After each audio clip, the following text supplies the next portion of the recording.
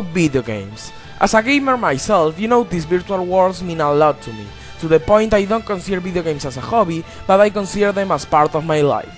Over my entire existence, they brought me happiness and fun, and now it's time to pay them back, with my countdown of my top 10 favorite video games of all time, which is a very difficult task for me. Okay, maybe some of you already know what is this list going to be, but I don't care, I've been wanting to do this since a long time. Of course, this is going to have the classic countdown protocol, with only games I played and one per franchise. Trust me, if we didn't have that rule, you would only see Pokemon and Kingdom Hearts games on here. Oh shit, I'm already spoiling this! So let's shut up and let me introduce you to my first countdown of 2013, where I tell you my 10 favorite games. Please enjoy!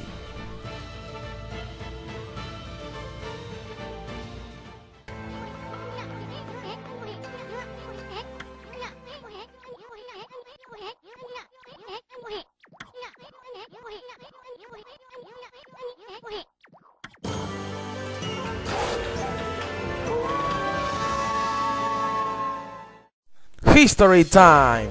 I will tell you this. When I was a kid, I owned a Nintendo 64, and my overall favorite game on that console was the original Super Smash Bros. It was a fantastic title. Fun, addictive, creative, I love that game. However, after my N64 broke, and since I had a PlayStation 1, I bought a PlayStation 2, and I completely forgot about Nintendo and Super Smash Bros. Until I grew up. When I started my teenage life, a group of friends invited me over their house to play a Brawl tournament. And I was like, what? There are more Super Smash Bros. Games? So I accepted the offer and then I played Brawl. And I fell in love with that game the instant I saw it.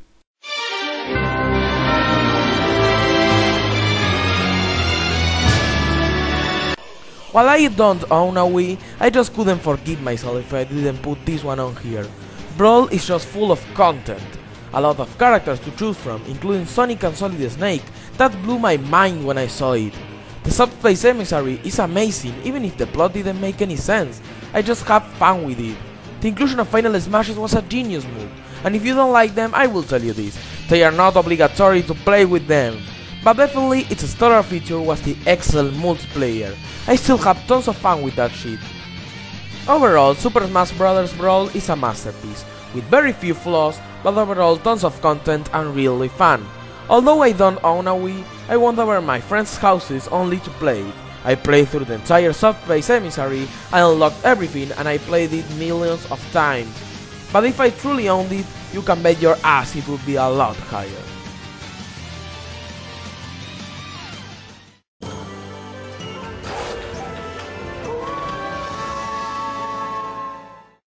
Oh Rockstar, you're a bunch of fucking genius. All of your games are big, violent, controversial, but really tons of fun. And sadly, you are still overshadowing the countdown making community. While GTA and Red Dead Redemption are awesome, my favorite game of yours is one I feel I should talk more about.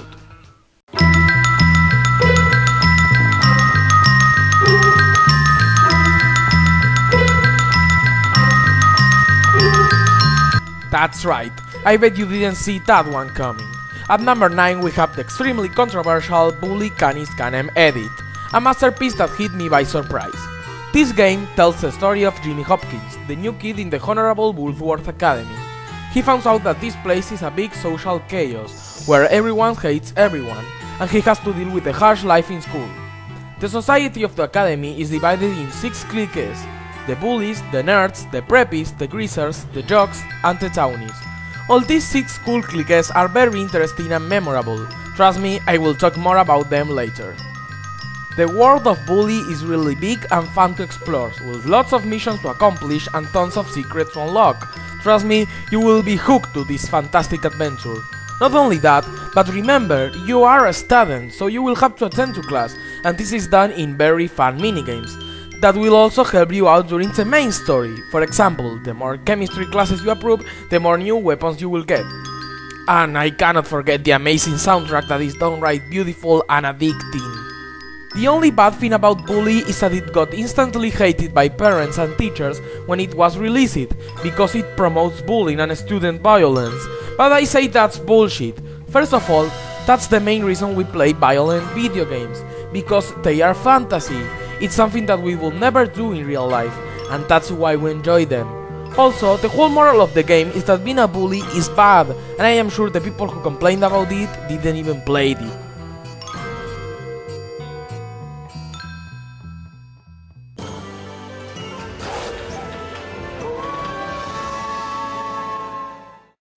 Ah, Godzilla. You know, the movies of this giant lizard are not only very fun to watch, but they also mean a lot to me. Trust me, I love to see Godzilla and his friends beating the crap out of each other.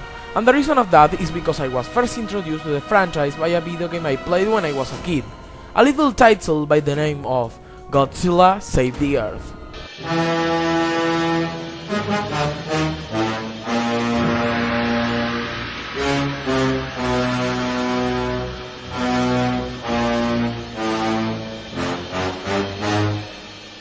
Aw, come on, you saw this one coming from a mile away, but I don't care. Godzilla Save the Earth is tons of fun to play. Although it's hard to find friends who would want to play this with me, but when I do find them, I have a fantastic time. The fighting style of Save the Earth is fast, addicting, and destructive, and that's why I think it's a lot better than Godzilla Unleashed. That, and I like the minigames and the finishers the other one lacks. Really, I don't know what else I can say about Save the Earth. It introduced me to the amazing Godzilla series. It has 18 gigantic and epic beasts to play as. It's fast and addicting, and it has tons of fun minigames. Hands down, my favorite fighting game ever. Really, if you seek for more detail, go and watch my versus rant. And in case you were wondering, no, War of the Monsters is not on the list. Sorry, I love that game anyways.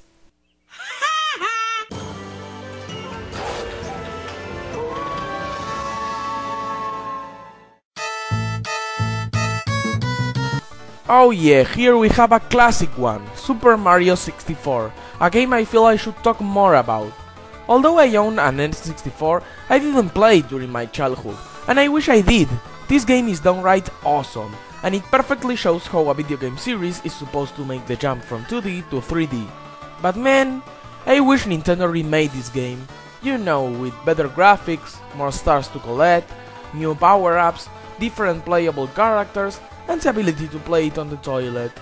Ah, one can only dream.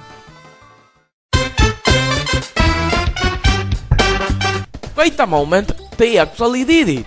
That's right, I am one of the few people who think Super Mario 64 DS is far superior to the original title, which was already a masterpiece on its own right.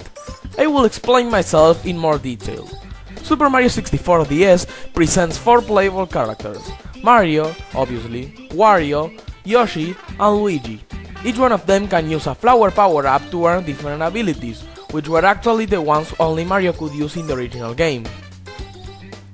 Maybe our favorite plumber is less powerful now, but it's worth it in order to make the new characters believable, and it's tons of fun to use them. But what happens if you need a specific character? Well, there are caps gathered around the levels in order to change into however you want, whenever you want, and that may come as very handy at times. Let's not forget that it was a launch title for the original DS, and I admit it, that was a very lazy move from Nintendo, but it perfectly showed what the DS was able of. Think about it.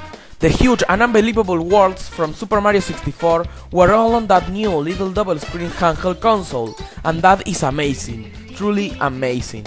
Overall, Super Mario 64 DS may feel like an expansion from the original game, but in reality it's one of the best remakes I ever saw, with more complete gameplay, new characters and better graphics, all in your humble Nintendo DS. Who would think a classic title could become so classic again just like that?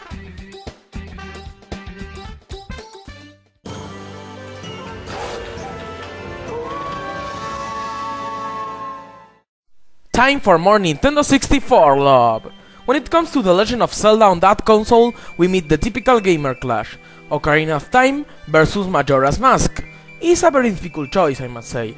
They are both excellent adventure games. Ocarina of Time is classic and epic, while Majora's Mask is unique and dark. Well, I actually like both of them, so they are both at number 6. Sue me, it's my list, I do whatever I want, haha! Let's start with Ocarina of Time. This game is just a classic adventure that you will never be able to forget once you finish it. The game tells how the king of the Gerudos, Ganondorf, wants to steal the Triforce in order to rule Hyrule with an iron fist. You, as the young Kokiri boy known as Link, have to travel through time and finally stop that bastard. The gameplay itself is simple but very effective. It's your classic Zelda formula: go through different challenging dungeons, get new items, and beat the bosses at the end. What I enjoyed from Ocarina of Time were the characters, the extremely fun bosses, and most of the dungeons. Well, most of them. On the other hand, Majora's Mask is a whole different story. The game is set years after Ocarina of Time, where young Link is looking for Navi and a school kid with an evil mask called the Majora's Mask steals his ocarina and his horse. The happy mask salesman tells him that if the mask is not returned to him, the world will end in 3 days.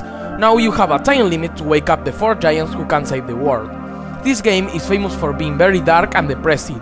Trust me, you will only understand that if you play it. What I like from Majora's Mask is how unique it is. It breaks the classic Zelda formula and offers something fresh. All the dungeons are excellent and the atmosphere is downright amazing for a game that is supposed to be for kids. Overall, I really love both Zelda games. While Ocarina of Time has a classic storyline, excellent gameplay, and epic bosses, Majora's Mask is unique in every aspect, with darker atmosphere and dungeons with slightly better designs. They are both amazing games, and they both deserve to share the spot as my 6 favorite video games of all time.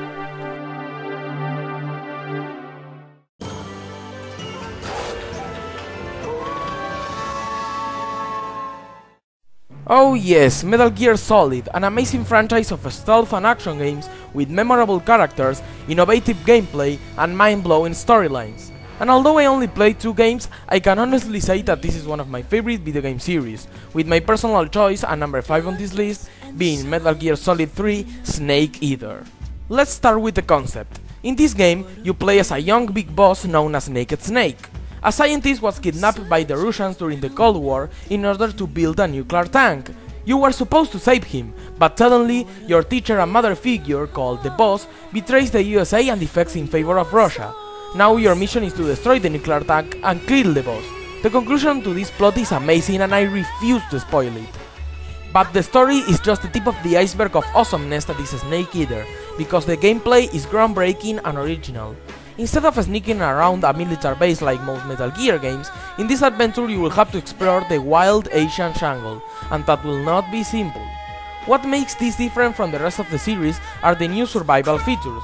You have a stamina bar that you will have to replenish by hunting and eating wild animals, although not all of them are tasty.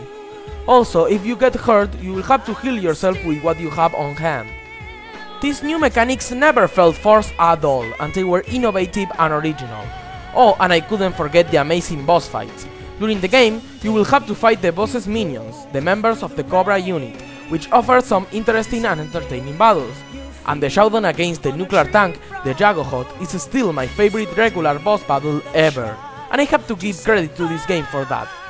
In conclusion, Metal Gear Solid 3 Snake Eater is an outstanding game, with a beautiful story, fresh and original gameplay mechanics, and epic boss battles. Trust me, someday I will buy a PS3 and get Metal Gear Solid 4. Someday.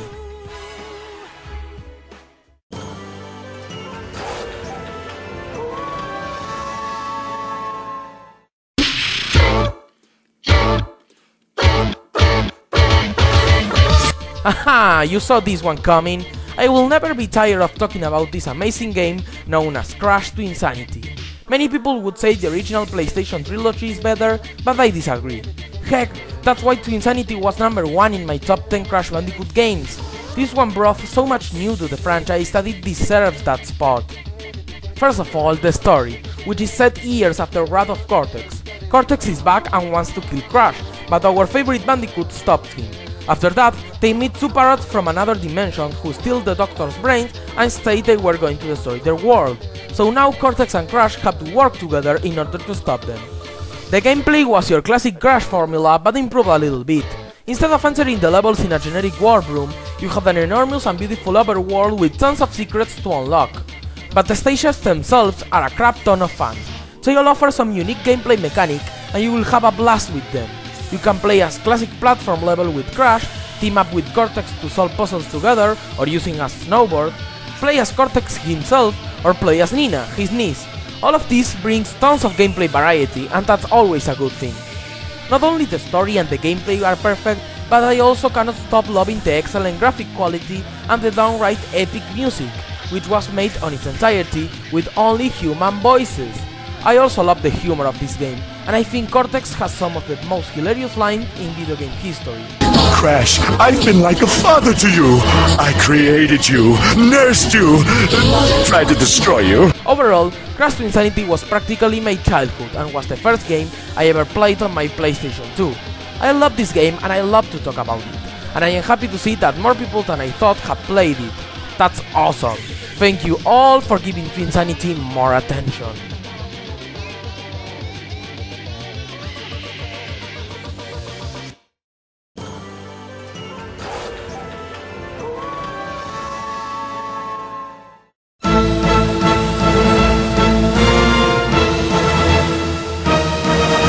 Yep, Shadow of the Colossus.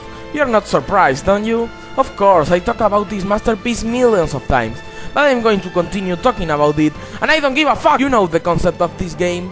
You are a young man called Wonder trying to revive his girl Mono. Yeah, I don't know what's your relationship with her. Whatever, so Wonder makes a deal with an evil spirit called Dormin, who tells him he will revive Mono if he kills 16 giant monsters, known as the Colossus. That's right. So you ride your horse in this huge overworld and meet with the Colossus. Yeah, that's the only point of the game.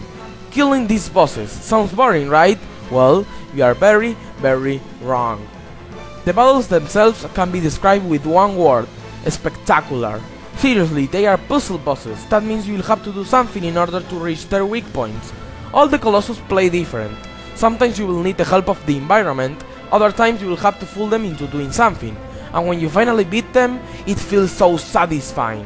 All 16 are some of the best boss fights in video game history, and if you enjoy intense battles, you will enjoy all of them. Well, almost. And don't be fooled, maybe the only thing to do in this game is killing monsters, but the overworld is still beautiful and just riding around in your horse is astonishing. The graphics of this game looks like something from the PlayStation 3, and the music is so epic. It makes up for a perfect and intense atmosphere, especially during the battles against the Colossi. What do I think about the bosses themselves? Well, I made a top 16 on that topic, so go and watch that. The story may seem a little bit simple, but the ending has a plot twist that you may see coming, but it's beautiful nonetheless. Overall, Shadow of the Colossus demonstrates how video games can be art. It has a beautiful presentation, fantastic atmosphere, touching story, and some of the most epic boss battles ever. It's a must play if you own a PS2 or a PS3. Seriously, go and buy it. No, really, go now. I will be here waiting. Go and buy that shit!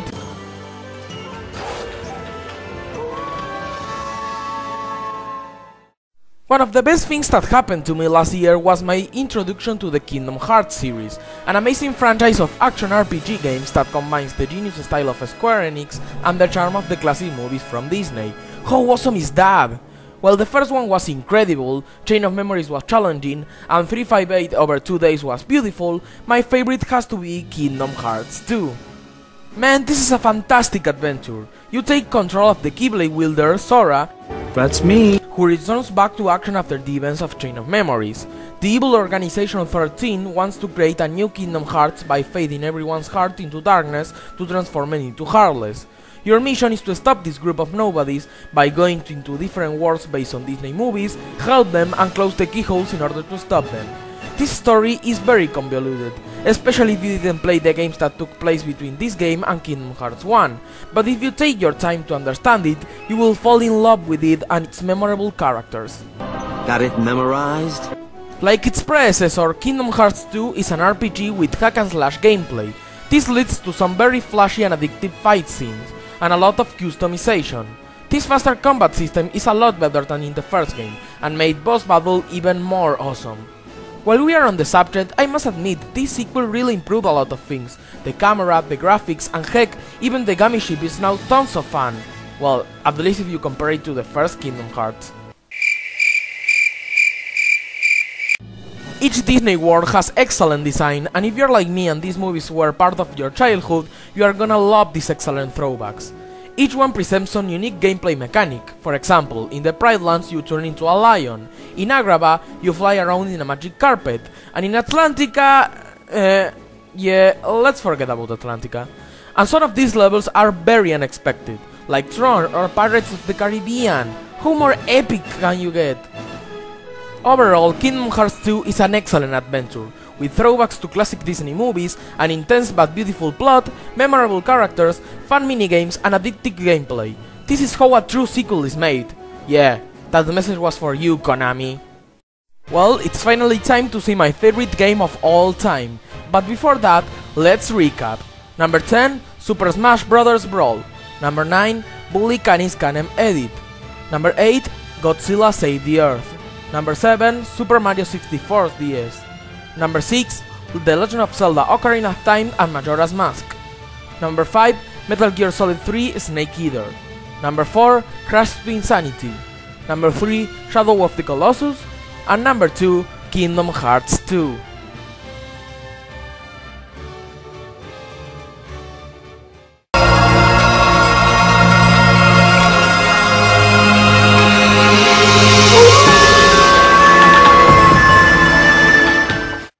As a gamer, it was very hard to choose my favorite video game of all time, but at the end I realized the most logical thing would be choosing my fave game from my fave franchise.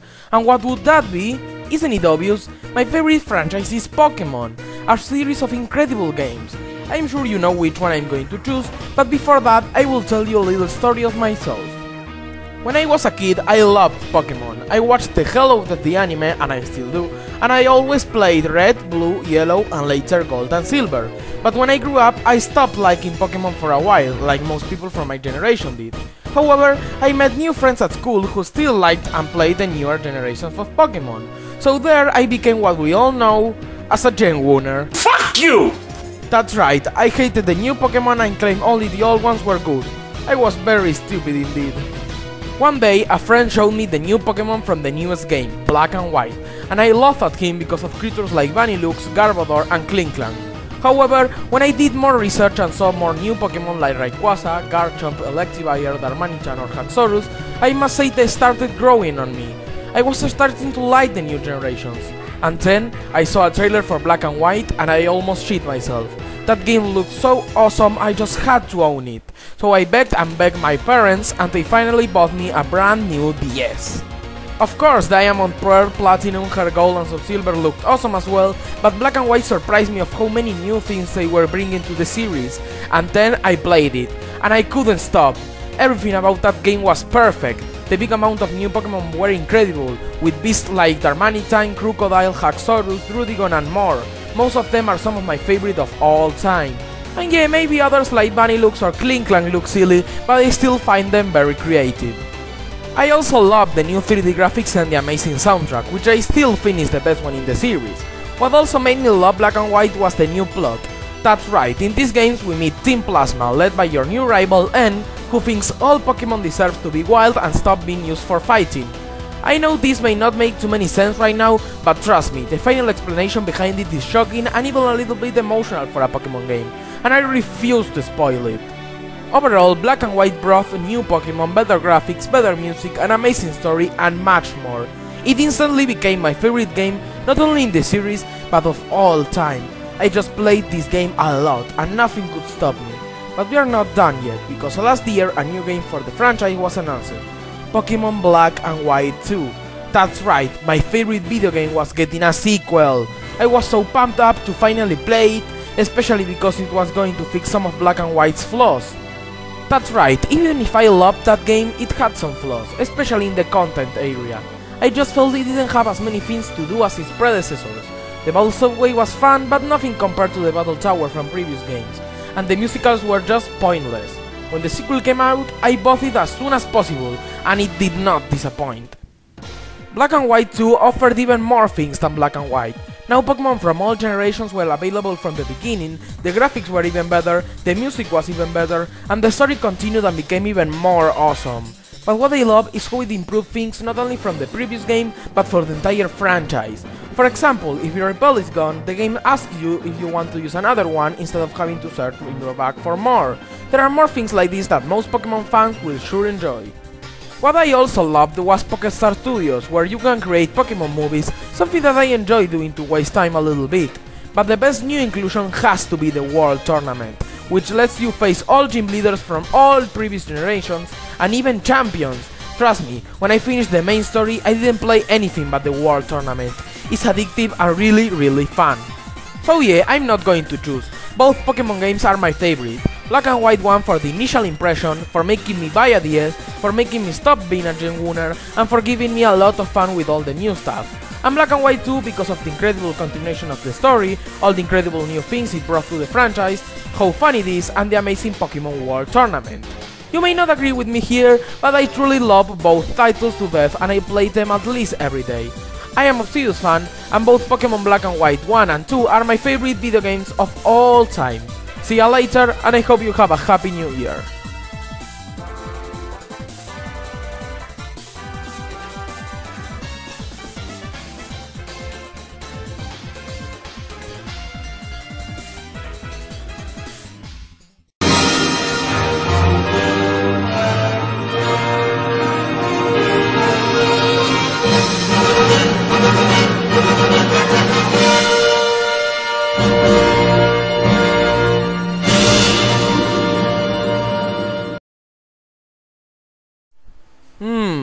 I love Pokemon Black and White 1 and 2 so much that I think I have to do a countdown based on those games. I know!